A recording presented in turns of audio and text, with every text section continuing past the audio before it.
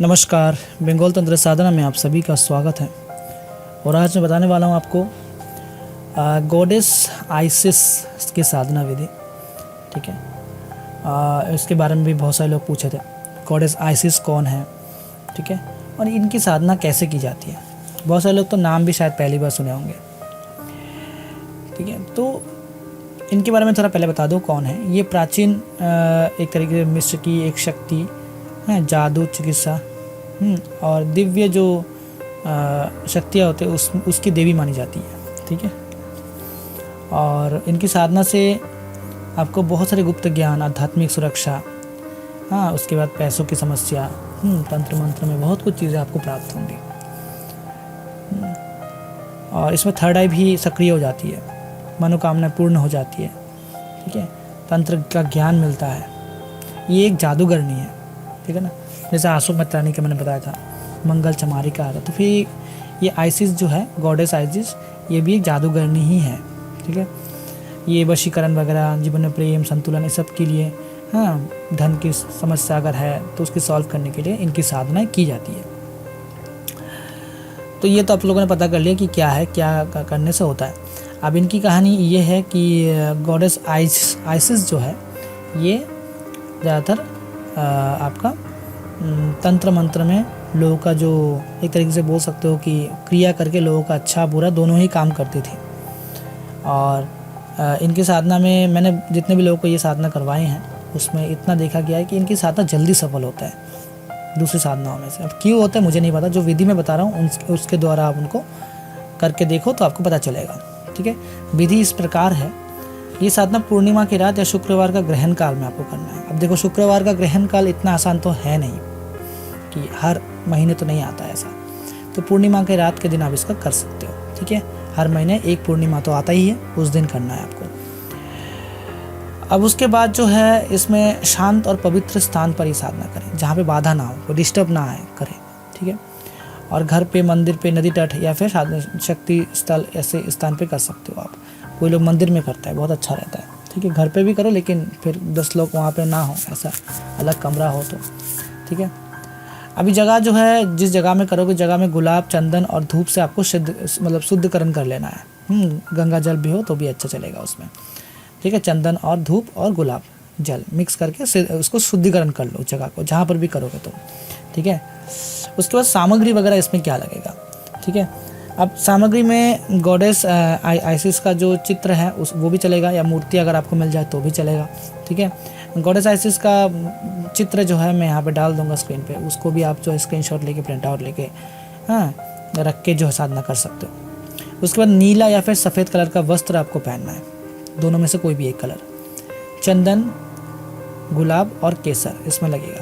ठीक है, जल से भरा एक पात्र आपको लगेगा, इसमें मिट्टी का पात्र भी चलेगा या फिर स्टील का भी चलेगा। शुद्ध तेल का दीपक, इसमें आप जो है सरसों का तेल का इस्तेमाल करें। ठीक है, एक मोमबत्ती यहाँ पे चाहिए, कोई भी कलर का एक मोमबत्ती चाहिए। उसके बाद मधुर फल और शहद चाहिए इसमें। ठीक है, फल जो है मीठा, कोई भी फल आप ले सकते हो। ठीक है, और शहद आपको अलग से यहाँ पे लेना है। ये सामग्री ज़रूरी है इस साधना में। साधना की विधि क्या है वो बात करें तो, साधना में स्नान करके आपको एकदम साफ सुथरा होके सफ़ेद या लाल कलर का वस्त्र आपको पहनना है।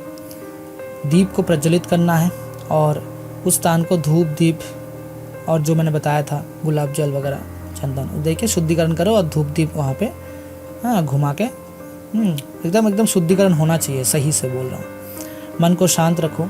ठीक है, उतावला होकर ही साधना नहीं करना है। ठीक है, और साधना के दौरान 3 या 11 गहरी गहरी सांस लो, ताकि मन को शांत कर पाओ, क्योंकि ये साधना और इस शक्ति को देखने के लिए मन को शांत करना बहुत ज़रूरी है। जल्दी सिद्ध होगा, लेकिन शांत मन। उसके बाद अपना सर पर जो है हल्का चंदन आपको टीका लगाना है। ठीक है, और मन से ये कहना है, हे दिव्य माता आइसिस, मुझे आशीर्वाद दे और अपनी उपस्थिति से इस स्थान को पवित्र करें। ठीक है, इसको आपको 3 बार कहना है, चंदन का टीका लगाते हुए। उसके बाद क्या करना है। ठीक है, उसके बाद गॉडेस आइसिस के जो स्वरूप है उनका ध्यान करना है, जो फ़ोटो आप यहाँ से प्रिंट आउट लोगे। और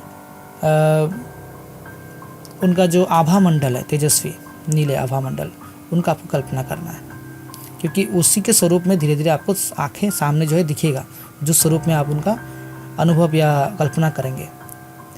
और आंखें बंद करके जो है एक मंत्र में बता रहा हूँ, इस मंत्र का आपको पाठ करना है।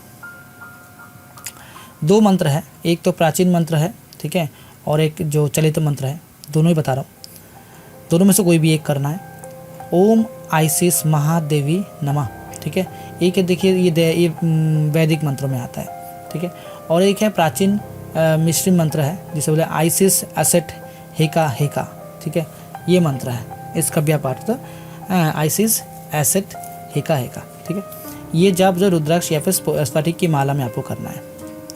और मंत्र जाप के बीच आइसिस का चित्र और मूर्ति और उनसे ऊर्जा प्राप्त करने की आपको भावना मन में रखते हुए ये साधना करना है, इसका ध्यान रखिएगा। अच्छा, आइसिस की शक्ति को अपनी शरीर और आत्मा में प्रवेश करते हुए ऐसे महसूस करना है कि उनकी शक्ति आपकी बॉडी में मतलब प्रवेश कर रही है।